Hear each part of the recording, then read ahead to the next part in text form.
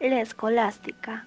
El término escolástico se deriva de la palabra latina scholasticus, que significa literalmente dedicar el ocio a aprender.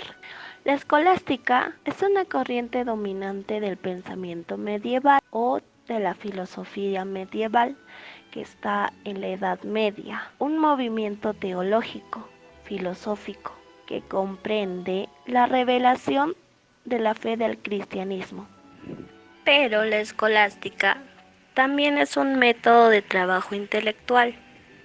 Todo pensamiento debía someterse al principio de autoridad, y la enseñanza se podía limitar en principio a la repetición de los textos antiguos, y sobre todo de la Biblia, principal fuente de conocimiento.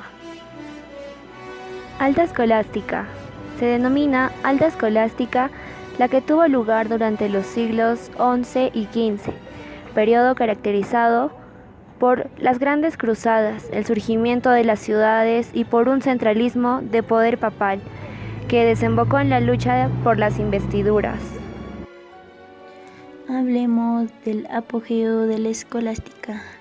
En esta etapa se fundan las universidades, ya aparecen, y también hay dos órdenes mendicantes, que son los dominicos y los franciscanos. Los dominicos apoyan la filosofía aristotélica y los franciscanos apoyan la filosofía platónica, a la vez siguen la línea de los patrísticos. Continuemos hablando de la crisis de la escolástica.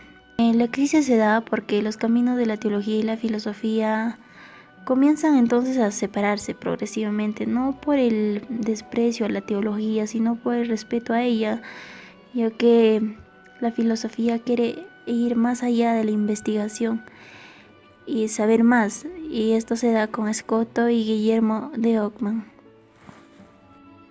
La cuestión de las universidades. Surgen los filósofos más importantes de la tradición agustiana, como también las grandes figuras del aristotelismo católico, como San Alberto Más, en 1193 y 1280.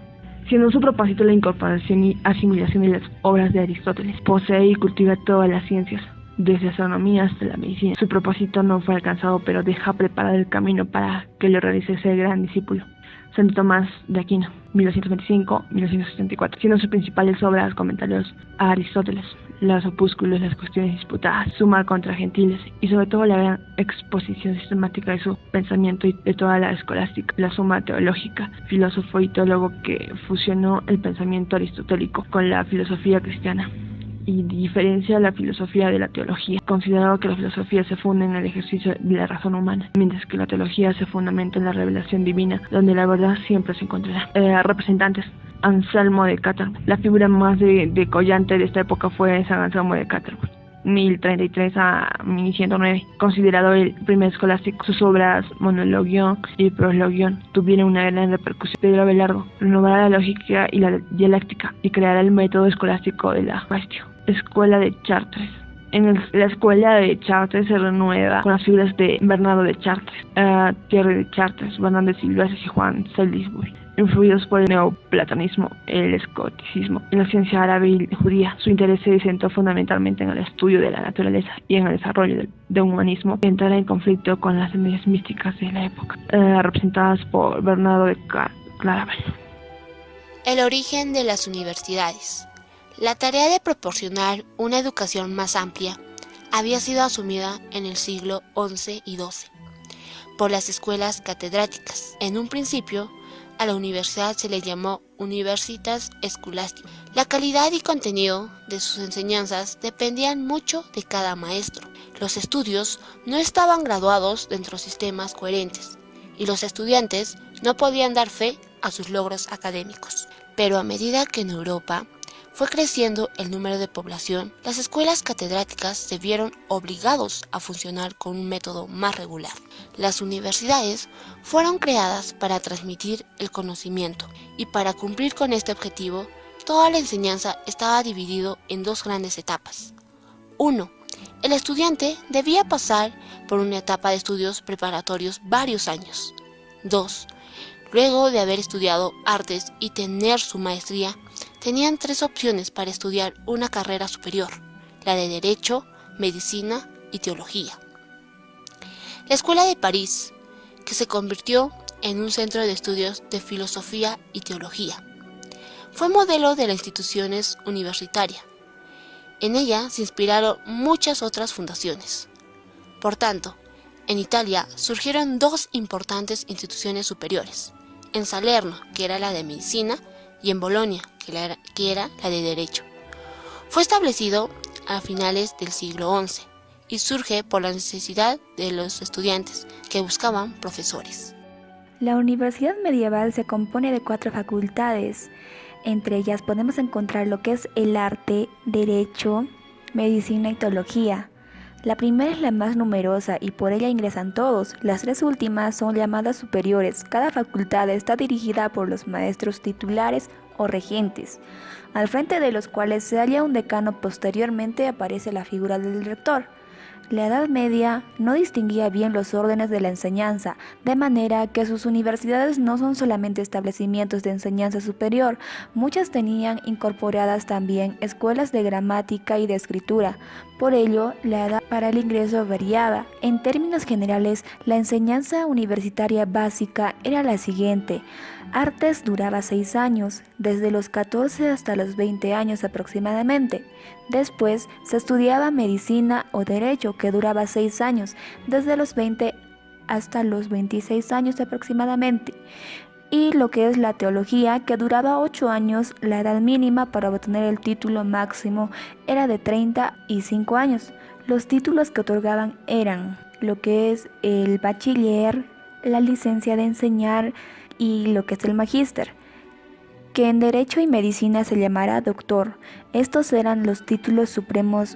Las principales organizaciones universitarias nacidas en la Edad Media y que todavía subsisten están las siguientes. Tenemos a la Universidad de Oxford. Se desconoce la fecha exacta de su fundación, aunque hay evidencias de que su antigüedad se remota al menos hasta el 1096. Su historia y su rivalidad con Cambridge han hecho que sea una de las universidades más famosas del mundo y frecuentemente referenciada en literatura, cine. Su lista de personajes ilustres es interminable, hasta decir que por allí han pasado 47 premios Nobel. Hoy en día acoge a poco más de 20.000 estudiantes de todo el mundo, seleccionados cuidadosamente por sus méritos, y suele estar clasificado como una de las 6 mejores universidades del planeta en la lista QS.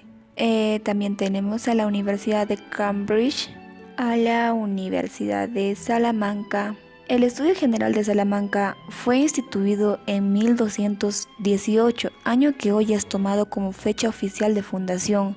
En 1253 se convirtió en la primera institución en recibir oficialmente el título de universidad por un edicto de Alfonso V. En sus casi 800 años de existencia, ha conocido a personajes tan ilustres como Fray Luis de León, Fernando de Rojas, Hernán Cortés, Góngora, Calderón de la Barca o Miguel Unamuno. Rector de varias ocasiones, actualmente tiene más de 30.000 estudiantes y se sitúa en el ranking QS entre los puestos 440 y 450 del mundo. También tenemos a la Universidad de Padua, que está en Italia y fue fundada en 1222. También tenemos a la Universidad de Nápoles, que también está en Italia, que fue fundada en el año de 1224. Y también tenemos a la Universidad de Murcia, que está en España y que fue fundada en el año de 1272. También tenemos a la Universidad de Lérida, que también está en España y fue fundada en el año de 1300. Y por último tenemos a la Universidad de Bolonia, que la Universidad de Bolonia, reivindicada como la más antigua de Europa. Esta es una de las más importantes de esta época. En los últimos años del siglo VII hasta 1180, según una larga tradición de escuelas privadas de leyes que al menos se remontaba a la segunda mitad del siglo VI. Parece que su nacimiento está ligado a la temprana renovación de la vida urbana en la Italia del Norte junto con el renacer del derecho escrito en un contexto de confrontación política entre el papado y el imperio. Los métodos universitarios de enseñanza. Los métodos de enseñanza en la universidad medieval se pueden reducir a tres: la lectio, la quaestio, la disputatio. La lectio, la lección; la quaestatio, la cuestión; la disputatio, la disputa. La disputa tenía una doble modalidad, ordinaria y libre. La lección. La pedagogía medieval se inicia en base a la lectura de textos y la escolástica. Institucionalizada este tipo de trabajo intelectual. La lección consiste en la transmisión de los conocimientos ya adquiridos por otros y la adquisición de la ciencia a través del estudio de los textos antiguos. Todos los universitarios inician sus estudios encausados por ese método. En la fase de la información. La cuestión. Cuestión nace como flor del texto. En el transcurso de la lección van surgiendo las cuestiones en la cual entran ya en juego los instrumentos racionales de la lógica y de la dialéctica. El intelectual escolástico se eleva hacia un género literario que corresponde mejor a la inspiración creadora, la disputa ordinaria. La disputa es el torneo de los intelectuales. Consiste en la discusión de un problema. El problema se ventila públicamente al nuevo estilo escolástico, ante maestros, bachilleres y estudiantes, ante todo el público universitario. La celebración de una disputa consta de dos partes, una por la mañana y otra por la tarde. El maestro publica con anticipación el tema que se va a debatir y la fecha. Llegado el día anunciado, se suspenden todas las lecciones de la mañana para que todos, maestros y estudiantes, puedan asistir. Los clérigos y personalidades de la ciudad también lo hacen, especialmente si el tema es interesante y el maestro es famoso. Un bachiller a quien previamente ha adoctrinado el maestro es quien habla, quien plantea el problema. El maestro solo interviene cuando el bachiller se enreda. Los asistentes también intervienen. El bachiller responde y contrarreplica, defendiendo la posición de su maestro. Este ejercicio disputativo ocupa prácticamente toda la mañana, en la parte más motivada y animada. La segunda sesión recibe el nombre de determinación magistral. El maestro ordena en su sesión lógica las objeciones presentadas contra su doctrina. Seguidamente establece argumentos a favor de la doctrina que va a defender y en tercer lugar expone su pensamiento sobre la cuestión debatida. Finalmente responde a las objeciones presentadas contra sus tesis. La exposición del pensamiento del maestro se llama determinación. Sentencia o formulación con autoridad de una doctrina. Determinar o definir es un derecho reconocido de los maestros y del que carecen los bachilleres. Era una verdadera búsqueda comunitaria de la verdad. En la Universidad de París solían celebrar estas disputas cada 15 días y dieron gran vitalidad al sistema pedagógico medieval. Origen de las universidades en América. En América se fundaron más de 30 instituciones de educación superior desde 1538 hasta 1812. Estas fueron creadas por la corona española. La primera universidad fue fundada el 28 de octubre de 1538 con el nombre de Santo Tomás de Aquino, hoy en día llamada Universidad Autónoma de Santo Domingo.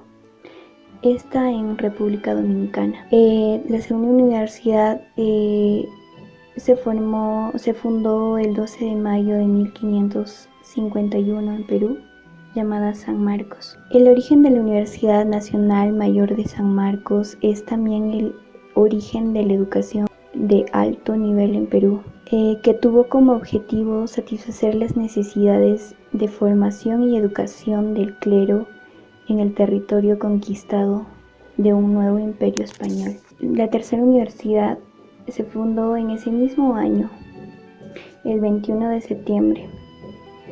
Esta es llamada la Universidad Nacional Autónoma de México.